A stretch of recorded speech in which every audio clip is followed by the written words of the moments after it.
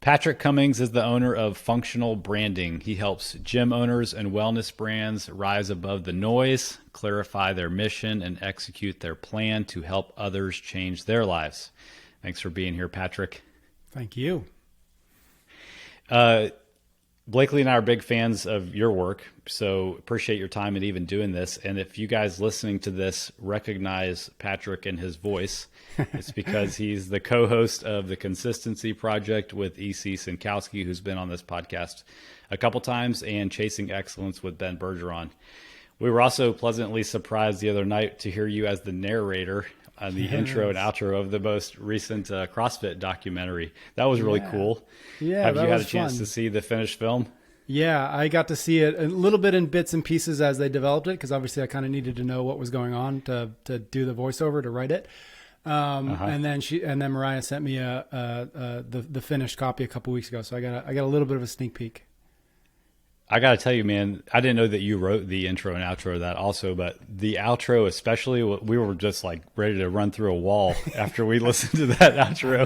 That was awesome. That came out really nicely. And when you combine like the right visuals with the right music and like that, it's just like, I'm with you. Like I felt the same thing and I was like, I wrote that. That was me. But I was still like, I want to run through a wall right now. So the way they timed the staccato. Yeah, it's the cool thing about, media or film or anything. Like when you start adding little pieces together, they make everything a little bit better, right? And so we can find the right pieces to put together. It's 1 + 1 + 1 = 7. Mm-hmm. I know that's one of the things that, this is not anything I planned on talking about, but I know that's something that will help Blakely and I's business is to have some sort of video on our homepage that tells the story of our clients combined with the right audio and video and editing and stuff, just to, just like your outro of that movie, to make people want to run through a wall and tackle their health and fitness and hire us to do that. So that's right. It's on the list of things to do. Yeah. Awesome. Let me know if I can be useful to you. Yeah, heck yeah. I know you got the skill set. Tell us about how you got into CrossFit and podcasting and business coaching, and how you've kind of been able to blend those things, plus like your just love of fitness and branding and stuff to help people. Yeah. The short version is in 2005, 2006, I was working at a bank and I was miserable. And I was lucky enough to meet another young man who was also working at the bank, who was also miserable. And he happened to have fallen in love with CrossFit. And this is, again, in 2005, 2006, there was, 15 people who were in love with CrossFit at that point. But I'm still buddies with him. He's a very entrepreneurial, very hard charger. And so he found this thing, he fell in love with it, and almost immediately began to figure out, how can I take part in that thing? And so he started a blog, and again, in 2005, 2006, 2007, not a lot of people were doing that. And so if anybody was blogging, if anybody was doing anything, it got the attention of everybody else, right? At that point, the community, the virtual community, was all forum based on CrossFit.com. And so if you were part of that forum and you were doing something, you got attention. And so he started blogging, he created this blog called Again Faster. And he did that for a little while, and he and I were friends. We ended up living together. We got an apartment together, and slowly but surely he got even deeper into CrossFit and finally kind of dragged me into it. And so he had started this idea, Again Faster, just as a blog, a place for him to kind of explore some of these ideas that he was learning about. But relatively quickly, he realized that there was a bit of a need, at least that we had a need, and he realized that maybe other people had a need for a portable pull-up bar. We would go to the park on Sundays when our gym was closed, and we would grab some dumbbells, grab some kettlebells, throw them in the back of the car, and we'd be like, anybody at the gym, like, hey guys, if you want to meet us here on Sundays, come on over, we'll run a class. And so we did that for a while, and we were like, gosh, it'd be great to be able to do pull-ups.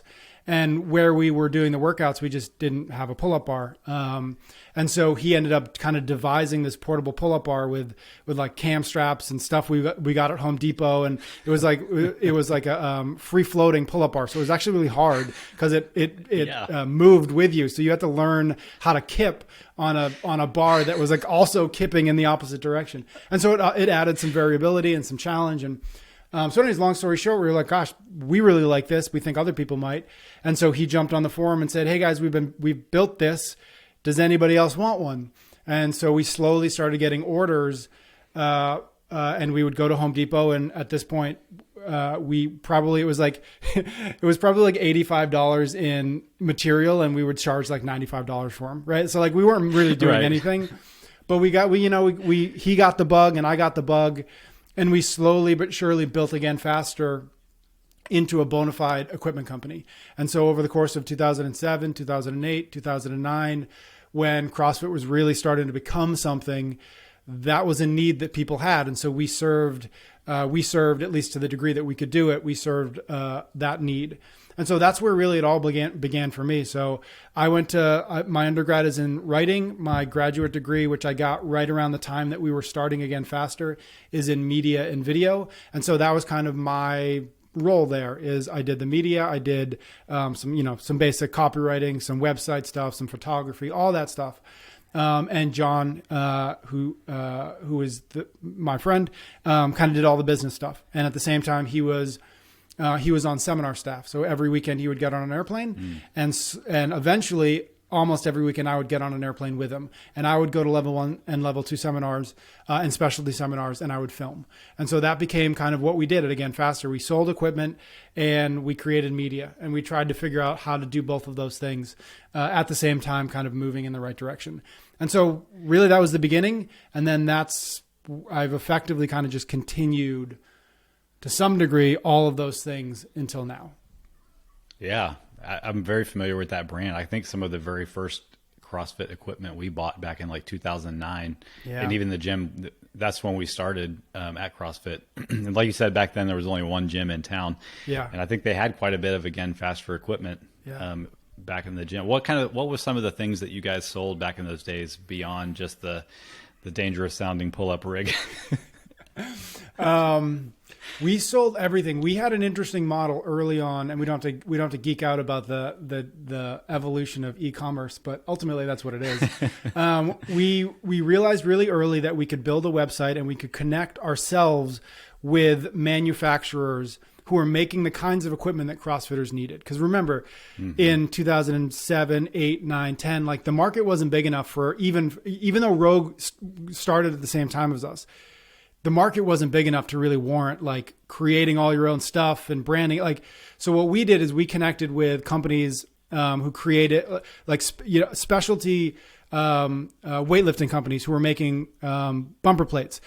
We connected with them. We connected with gymnastics companies who were making wooden rings and parallettes. We connected with like a company like Innovate who were doing shoes. And so what we did was what's called drop shipping. And so people would come to our website, they'd pick what they needed. I need 3 kettlebells and 5 barbells and whatever. We would take that order and we'd say, okay, company A, we need 3 kettlebells. Company B, we need 5 of your barbells. And we would coordinate the organization of all that and the shipping of that. And so company A and company B would fulfill the orders, and we would be the point of contact for that customer. And so what we provided early on was, you don't have to go to 7 websites to outfit your gym. Come to us. We've got the relationships, we've got the gear, and we just take that kind of middleman cut from it. And so that's how we started. Yeah. Eventually we got into manufacturing and warehousing and all that other stuff. But when we started, we were drop shipping and we were creating media on top of that. And so that's really how we kind of got our foothold, in the community. Mm-hmm. Seems like a lot lower risk way to get into things than building out a manugmanufacturing facility right off 100%. The bat.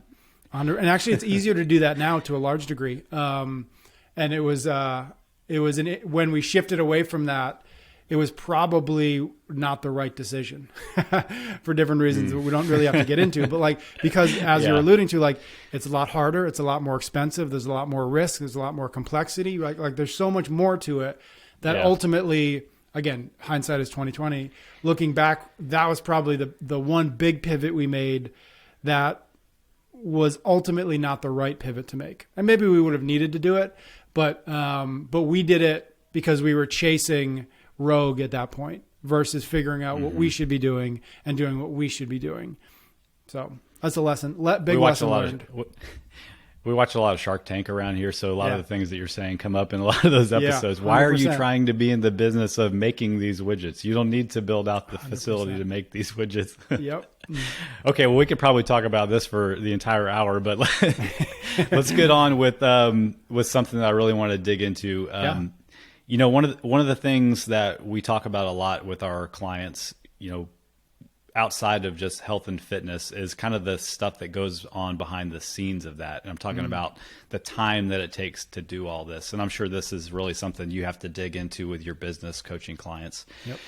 You know, everything takes time. Takes time in the short term, like I need 30 minutes to do a workout. And in the long term, like I need to find the time to make this part of my life forever. But the problem is, like, if you were just to text 20 of your friends and be like, hey, how things been going? 19 of them are going to say, I've been busy. Yeah. It's like nobody has any time for this stuff. You've written a lot about this, and you guys talk about it all the time on Chasing Excellence. So I want to tap into your brain and the things that you've already thought about this, just have a conversation of how we can break free from this trap of always feeling so busy and start like taking action towards the things that we say that we actually want. How does that sound? Yeah. Yeah. I love that. It's such a geeky topic that I just adore. So I'm happy to talk about it. Well, I mentioned that you've written about this a lot, and I think a lot of us tend to research and write about things that we've struggled with or tried to work on personally. Is this something that you kind of have a personal connection to in your own, you know, in your own it's journey? interesting. You're spot on. And that is why I write about it a lot.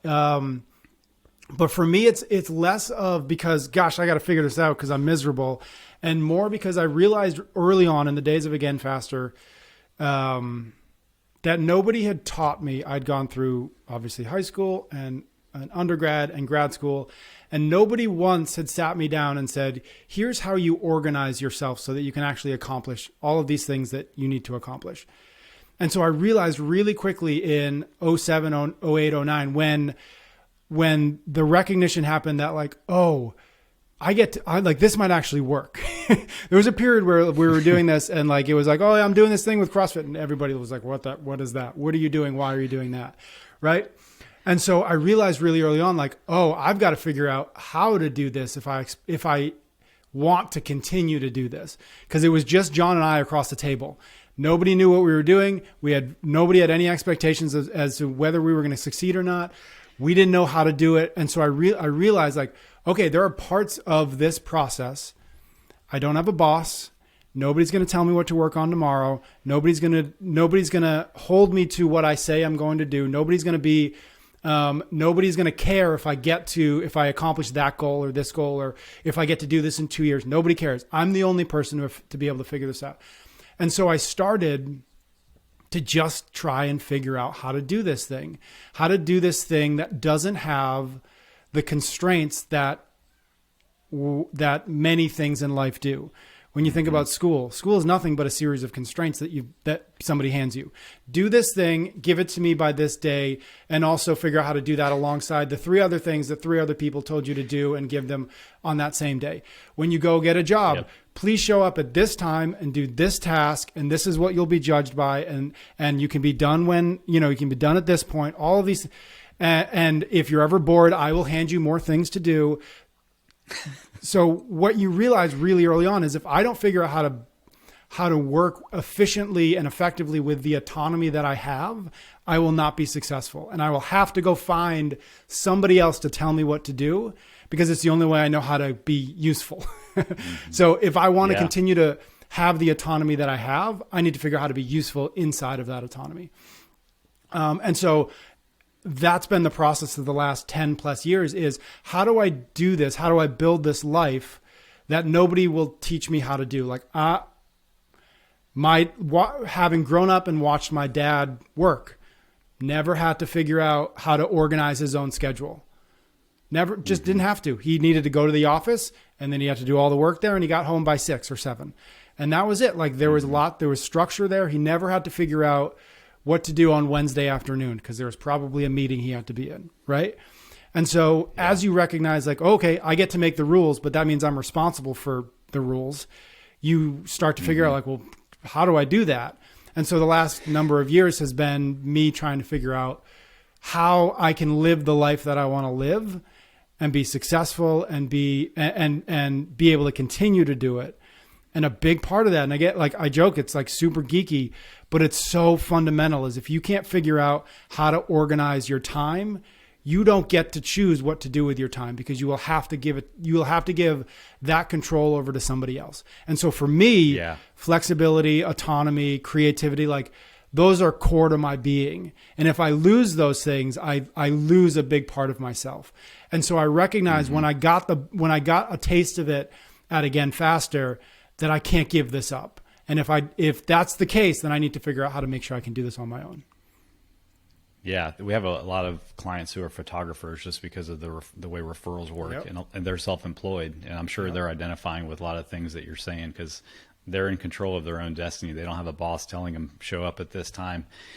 And there's such a trickle-down effect to the way a business grows when you're the one in control of it. You know, like what you do today is probably not going to have a payoff until 3-6 months down the road. So if you don't have the discipline and the way to schedule your time today, well, don't be surprised in 3-6 months from now if you don't have anybody knocking on your door.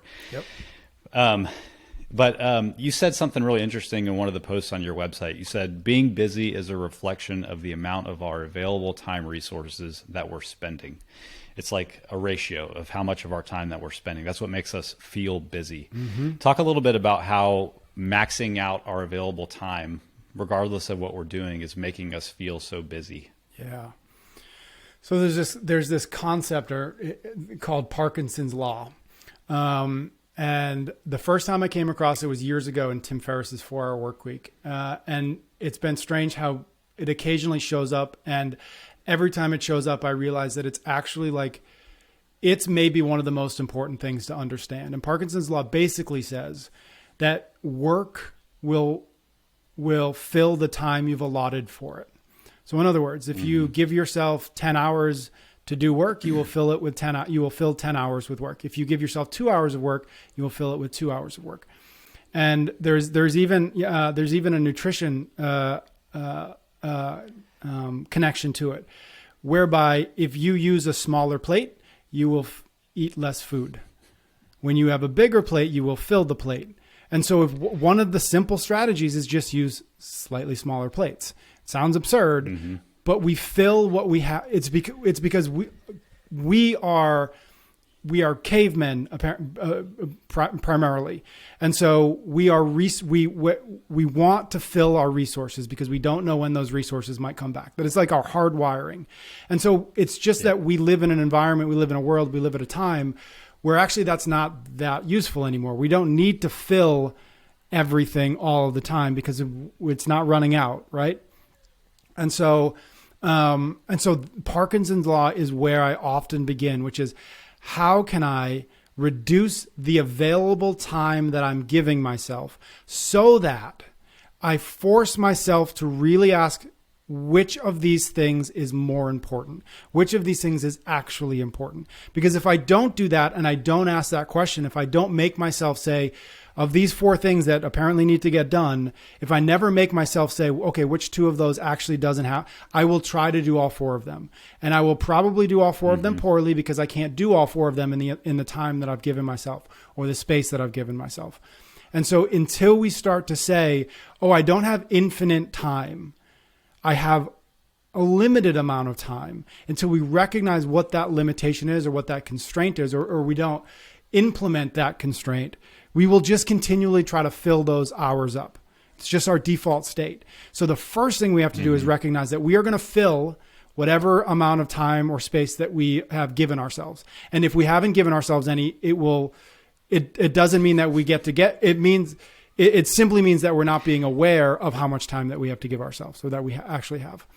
Yeah. And so the first thing is in order to get not busy, is to recognize which hours do I have to fill with things and which hours do I have to not fill with things, and getting really clear on what the right balance is for you, and then starting to work backwards from there. Like if you're a startup founder and like you're working, 12-hour days and like you're just in that, there's nothing inherently wrong with that. But until you're really honest with yourself about that, you won't figure out, well, why can't I get my diet dialed in? Why can't I get to the gym and, consistently? Well, it's because you've allocated 12 hours of your day to being in the office. You don't have any more time to go spend an hour and a half at the gym. You don't have time to food prep, right? Like, it's not a mystery. It's math. You don't have more. And so your choice then becomes, right there. Yeah. So therein lies your choice. Am I okay with this imbalance that I have? Or do I need to do a little bit of work to figure out, can I work 10 hours a day? And now I've got those 2 hours that I can now reallocate to getting to the gym, to food prep, to cooking my own food, to meditating, to sleeping a little more, like whatever it is, until you take away, or until one, you identify, and then you rebalance what it actually looks like. Of course you don't have time. You're not being conscious about what you are giving your time to. So you've got to do that first. Mm-hmm. What's a good way to go about that? Because I think everybody's kind of nodding along right now, like, yes, that makes sense. Now, where do I start with starting to audit my life and look for, how can we bring some honest awareness to this in a practical way? Okay. So there's a couple of things. The first thing, and I've laughed with EC about this before, because I've suggested her doing the same thing. What is the first thing that EC, and probably you to a degree, suggest that people do when they start, like, I'm going to get my nutrition in order? Well, cool.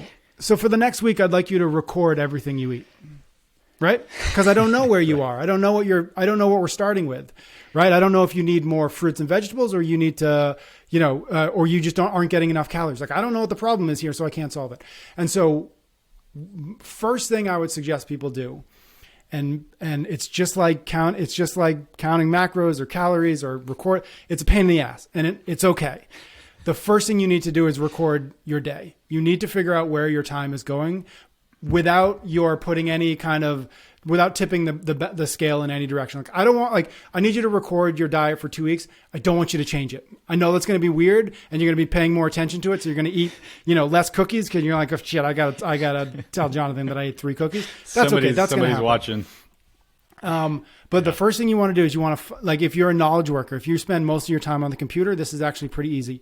You can use any number of apps to just simply start to record. Okay, at 11 o'clock, I started responding to emails, and at 12:15, I stopped, and I did lunch from 12:15 to 1:15, and then at 1:15, I got back to this. And then you can start to, that's easy to do with work. If you kind of work on a computer, that's easy, though you can still do it on your phone. Those apps still exist.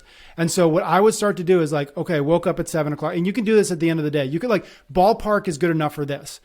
Okay. So woke up at 7 o'clock, 7 o'clock to 8 o'clock. I did absolutely nothing useful. 8 o'clock to 9 o'clock. I drove to the office. 9 o'clock to 9:15. I did email, whatever. Start to build out what your day actually looks like, because until you have a sense of where your time is going without much intention, you can't really fix it, because you've got to get a sense. You've got to be able to see, oh shit, I spend 2 hours in the morning drinking coffee.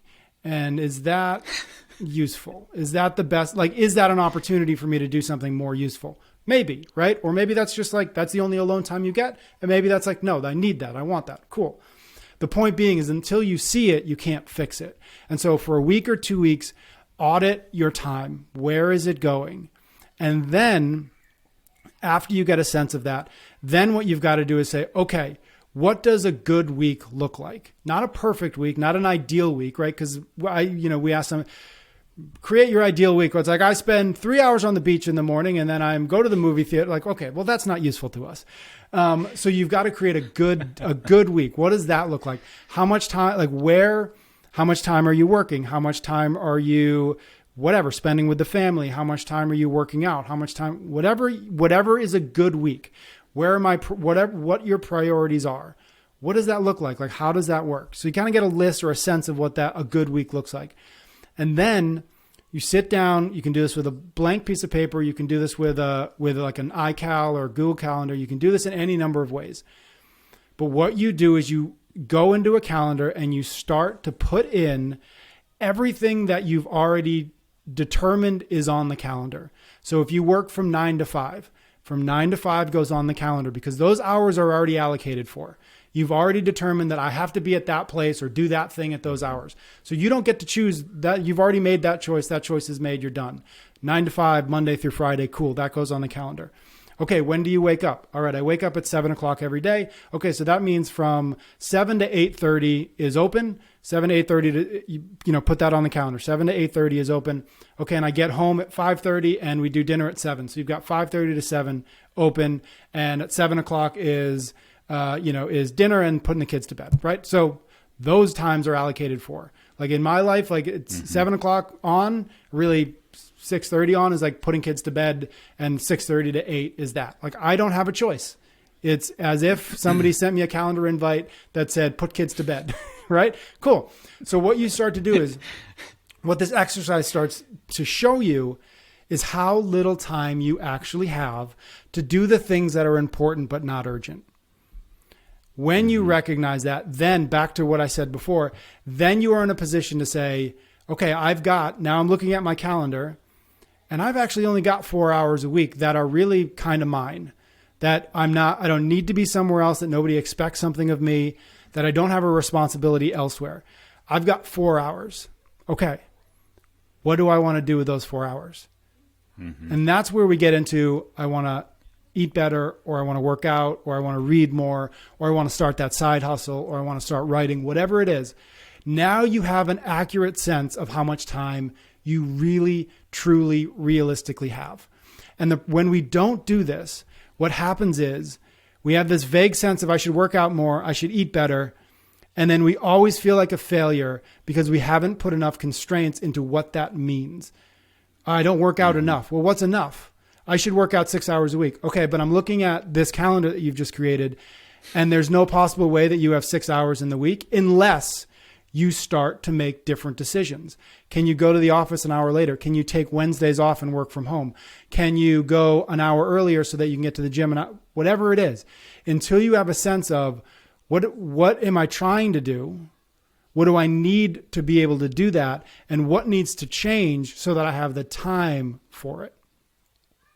And so getting this sense of the calendar. You're talking about being realistic. Yeah. Until we get a sense of where our hours are going and where our hours need to go, we don't have enough information yet to know what we can do with the remainder. And so if you want to work out more, you want to eat better, you want to meal prep, you want to start the side hustle, the first thing is, how many hours a week do you have to do one of those things or all of those things? I've got 4 hours. I've got 5 hours. I've got all day Sunday. Amazing. But you can't work out all day Sunday, right? So it's like you've got to then work within those constraints. Okay, maybe Sunday is you do an entire week of meal prep so that throughout the week you've got all your meals done, and instead of the 30 minutes it takes you to make lunch, breakfast, dinner every day, maybe you get out in the garage and you do a workout. Amazing. Cool. We just found the time that you couldn't find before. And we did it by being really honest with ourselves about how much time we truly have to do the things that we feel like we need to be doing. I want to back up and emphasize something that you said, because this is something we see with clients a lot, is that vague sense that there's these things that we know that we should be doing. And it's almost like we have that as a goal and we expect ourselves to be moving towards that goal. But since there's no, realistic expectation of how we're going to make that happen, that vague outcome-based goal never turns into a process that fits within our real life and just makes us feel like we're failing. And like when you feel like you're failing, it's even harder to put any effort in. And everybody knows that, that effort and those actions will actually will motivate you to keep going. So I don't want to glaze over that. And if you feel like you're in that loop right now, it's okay. That's a pretty common place to be, especially when you feel busy. You and Ben talked in a recent episode just about, I forget what, it was only 3 or 4 episodes ago, about how we're all kind of like walking around unconscious unless we realize the level of attention we're giving to all the distractions in our life too. And sometimes we're using all these modern distractions really as like, an emotional placator. It's meeting our needs somehow. So even outside of the time we're talking about the 9-to-5 job, I think we have to have a way to look at how, a time audit of where are we wasting time, even during those working times that could be spent on something else. Yeah. I mean, even, personally, like our office is 30 feet away from our house, and I catch myself walking back and forth looking at Instagram, or I catch myself listening to a podcast when I'm down at the creek in the backyard fishing, when that should be time that I'm, thinking and relaxing and that kind of stuff. So it's tough. Yep. The possibilities for distraction are endless. Yeah. I think one of the things we have to recognize is that we have built a culture that optimizes for convenience. For whatever reason, this is the thing we've decided to kind of build our culture around is, can I get this faster, cheaper, easier with less effort? And so the first thing we have to do is recognize that's what we're up against. We're up against a culture that optimizes for convenience. And we recognize that convenience, while wonderful for some things, is detrimental to almost anything worth doing. Very few things worth doing are convenient. Very few things worth doing are easy. Very few things worth doing aren't on the other side of a little bit of failure and some discomfort and some anxiety. Like, it's just, it sucks, but like, that's just like, I can't think of anything worth doing where there's not that trough of discomfort that you've got to get through. Yeah. And so that's the first thing we have to recognize is we're walking around in a culture that wants to remove the discomfort and replace it with convenience. And so the phone is nothing but a convenience device. It's nothing but a convenience machine. And so we have to fight against that in the same way that we walk into a store and they've decided that donuts need to go near the cash register no matter what store it is. Why? I don't know. Somebody decided it was okay, and it's been rewarded enough that nobody's going to stop doing it. So it's up to us. It's up to us to recognize that convenience is not helpful to us. And so recognizing that is at least the bit of awareness you need to be able to say, would this be better if I just I just sat here quietly for a few minutes? Am I actually getting anything from Instagram? Am I actually getting anything from, or would I be getting something better or more or different if I went fishing without the phone? I don't know. Let's try it this time. Let's see what happens. Right? Yeah.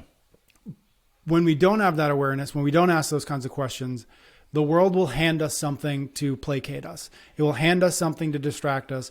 It will hand us something that feels kind of, it's a little sugar snack that doesn't feel like it's doing any harm. It's not really doing any harm. And in little micro doses, it's probably not doing any harm. But think about that in the course of a month. Think about that in the course of a year. Think about that in the course of 10 years or your lifetime. They add up. They have to add up. They will absolutely add up. And so we've got to just be aware that it's not 30 seconds of Instagram. It's the habit of looking at Instagram instead of taking a deep breath and taking a walk or whatever else could be, we could replace it with. Yeah. I think sometimes we forget that there's an opportunity cost to the little choices that we make too. We might think of it just as wasting time or being busy, but that's time that we're not doing, something else. And if we feel busy, then we got to decide whether we want to, be realistic and honest about what the opportunity cost is and try to make a change. Yep. I think like you were kind of touching on just the whole concept of our tendency as humans to go for the path of least resistance, even for the short-term payoff, like what's the difference if you miss one workout? Well, not a big deal, but, what's the big deal about choosing the cookie over the salad? Well, not a big deal in the moment, but those choices add up over time, and you don't end up getting the delayed result when you choose instant gratification. Yep.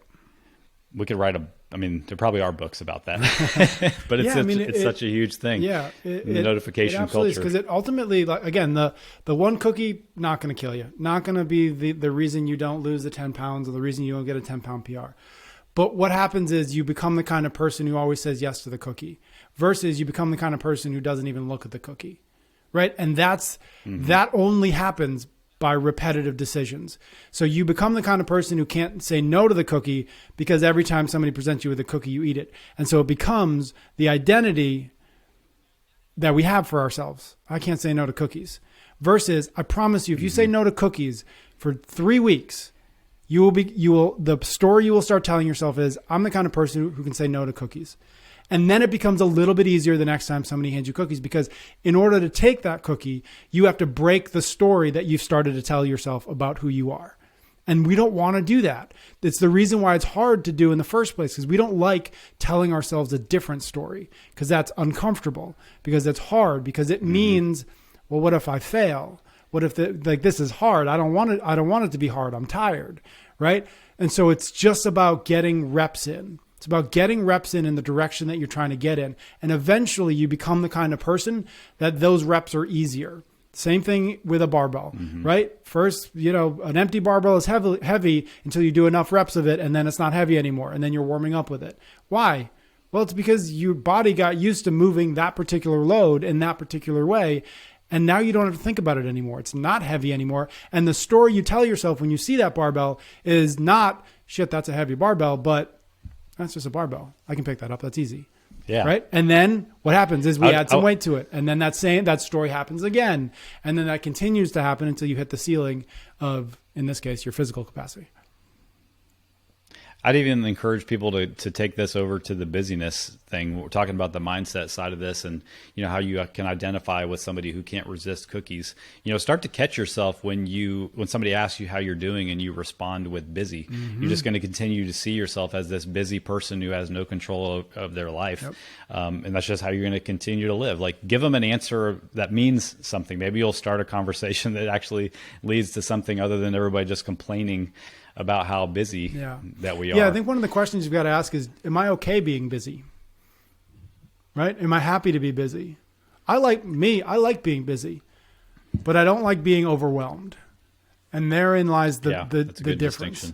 And so being busy, like, I like people who are busy. Like, I'm busy. I like doing things. I like having things to do. I like project. Like, I like being busy. But what I don't want is to be busy at the expense of something else. In other words, I don't want to work so much that I don't put my kids to bed at night. I don't want to be so busy that I'm constantly stressed and thinking about work when I should be in the backyard playing catch with my son. I'm not willing to make the trade-off between busy and stressed, or busy and overwhelmed, whatever the word is you want to use. And so I'm fine to be busy as long as I'm being busy with intention, as long as I'm busy on purpose. Yeah. I think the problem is that many people get busy by accident. And then it starts, we don't control it. We didn't do it on purpose. We didn't choose it. And so now we're at the mercy of busy. That is when we get into trouble. And so if you're going to be busy, choose what's going to make you busy. Choose to be busy from when I wake up to when I go to bed, and choose to fill those hours with things that are valuable to you, that are useful to you. You could be busy and spend the first 2 hours reading in the morning. You're still busy. You've still got stuff going on. You still have a place you want to be from 7 o'clock to 9 o'clock in the morning. I'm fine with that being that kind of busy. That's cool. That's your choice. Where I think people run into trouble is we don't make those choices. And so we let the universe hand us things to do. Oh, go do this. I've got to do this. I have to fix that now. And maybe I should do this. Instead of saying, what do I actually want to spend my day doing? What do I want to do this morning before I have to get in the car and go to work? Because if you don't ask that question, what's going to happen? I don't know. Probably you'll scroll your phone. The kids will spill something, so you'll get annoyed, right? And then you'll kind of stumble out of the house with, on your third cup of coffee, and you'll be like, just starting the day unhappy. Whereas you could have said, I'm going to wake up at 7. I'm going to spend the first hour doing this. I'm going to spend 30 minutes with the kids. I'm going to get in the car at 8:30. I'm going to be ready to go. And I promise you will feel better at the 8:30 on that version, even if that didn't happen perfectly. Even if the kids started crying and like, okay, I got to stop doing them. If you go into a day with a plan and you're cool to adjust that plan a little bit, you will be far happier than if you wake up and you say, all right, universe, what do you got for me today? Because the universe will give you things. Yeah. It will give you it'll give you anything and Yeah. everything. I promise you it's not the things you want though. It'll be somebody else's problem. It'll be somebody else's commitment, somebody else's responsibility, somebody else's something else. And you'll just go through the day wondering why you don't get anything done and wondering why you're feeling unfulfilled and wondering why you're feeling overwhelmed because you're not making any choices. And when we don't make choices, we are miserable. We are happiest when we have a fair amount of autonomy and flexibility in our lives. Not infinite. That's not particularly useful either, but you have enough.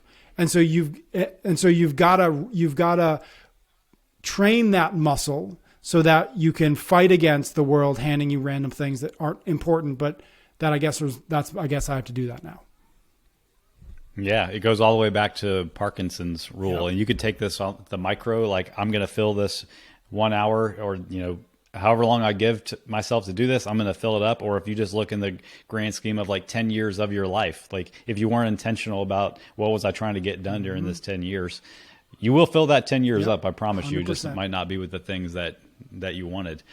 You made me think of something else that Blakely and I've been talking about a lot lately, kind of talking about how life will hand us things that make us feel busy. And we, people will ask, people mean well, people aren't trying to always just snatch your time and things like that. But people sometimes can be selfish. And as people who want to be people pleasers, those two things don't mix well. So it's easy to let somebody else's quote needs take the place of your own needs. And maybe you don't even classify the things that you want for your life as needs. Maybe you see them as wants. So when somebody else comes at you with a need and your thing is really just like a want in your mind, you're always going to prioritize what this other person needs from you, even if it's not really a need in the first place. The example of this we always come back to is, somebody calls you, you finally have some time set aside for yourself to get your workout in, to prepare some food, whatever, to relax with the family.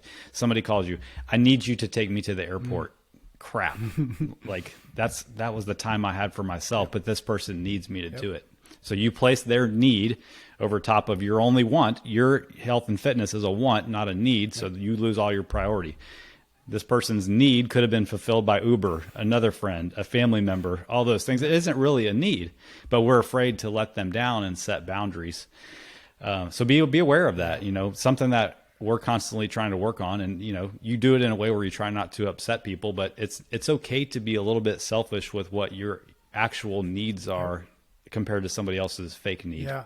Yeah. It's interesting. I think there's a distinction worth making and it's not one that many people make, but there is a real difference between being nice and being kind, by which I mean being nice is like that bordering on that kind of people pleasing. Like, okay, I'm a nice person. I got to bring that person to the airport. Like that's like, I got to do, like, that feels like the nice thing to do. But what we do is we kind of have a black and white of, if I'm not nice, then I'm cruel. And there's very little gray area between those things. And so in that case, okay, Charlie just asked me to bring him to the airport. I'm either a nice person and I bring him, or I'm a jackass and I say no. But the truth of the matter is there's a spot in the middle called being kind. And it's being kind to Charlie and it's being kind to yourself. And you can say no to Charlie without being an asshole. You can do that in a way that doesn't make you feel like you're not being nice. You can be kind to him and say, Charlie, listen, I'd love to help you, but this is last minute and I've got something else I've got to do.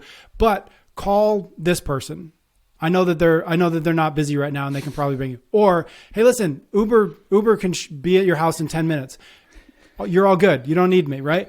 You can be kind to yourself and be kind to them without being cruel, without being mean, without sacrificing who we want to be. We all want to be nice people, but without giving all of ourselves away in order to do that.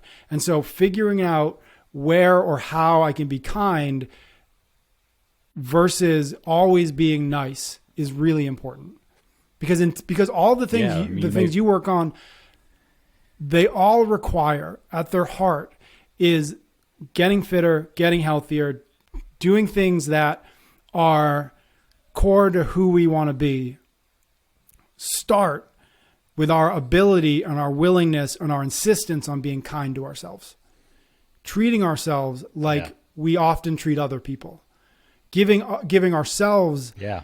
the attention and the love that we too often, and again, it's not a bad thing, but that we often give we often ignore it so that we can give it to somebody else. That doesn't get us anywhere. That doesn't get us anywhere. And so realizing I have to first be kind to myself. And Charlie just asked me, and I know if I wasn't doing anything, if I just had all the free time in the world, I'd be happy to bring him to the airport. But the kind thing is to be respectful of the request, try to help him if I can, but not break the promise that I made to myself, that hour is for me and for my health and for my fitness. Yeah. It's the whole like trying to pour from an empty cup 100%. example. Yep. Yeah, man. And we have to make ourselves, that's a great place to wrap up. We have to make ourselves a priority at some point, because the world will not make us a priority. Everybody is trying to make themselves and their problems and their needs the priority. It's just the way we operate. And so if you want to play in the game of being a human and you want to get healthy, you want to do something outside of just get through the day, it starts with recognizing that we have to make ourselves a priority. We have to make our time a priority. We have to make our energy a priority. We have to make our attention a priority. And we have to make our resources a priority, our money, quite frankly. And so until we recognize that those are the four big levers that we have, or the four dials that we can turn, then somebody else's problems, somebody else's challenges, somebody else's needs will always come in on top of ours, and we'll always be like, I'll take care of that some other day. I'll do that later when I have more time. You don't have more time because you fill the time. Parkinson's law teaches us we will fill the time. So we don't get more time. We do get to do something different with our time if we're willing to slow down and say, what is the best use of me?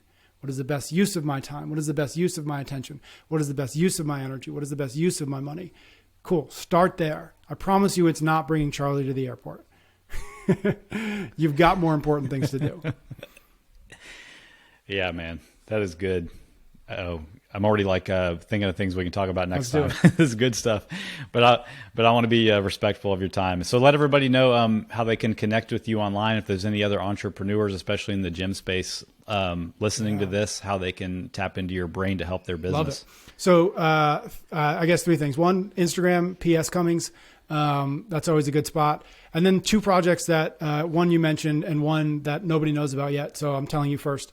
But something I've been working on. So one, functionalbranding.com. I do a intensive brand workshop with coaches and entrepreneurs where they come to this little office that I'm in here in Southern Maine, and we kind of do a deep dive on what you're trying to do, who it's for, and build a strategy around actually doing it. And then the second thing, which is brand new, is called Whiteboard Os, which is effectively the operating system that I've used and have developed for myself all along the things we've been talking about here, to really marry the vision of what you're trying to accomplish with whatever you're building, your brand, your business, and how you actually execute it. And a big part of that is how you manage your time, how you manage your attention. So you can find out more about that at Whiteboard Os. Find that? Yeah, whiteboardos.com. Okay, awesome. Good stuff, man. Well, if anybody has not seen the most recent CrossFit documentary and you want to hear more of Patrick, it's a great video. It's a great movie too. Thank you. Yes, it is. Check that out as well. All right, man. Thanks again for your time. My pleasure. Have a great rest of your day. Thank you. All right.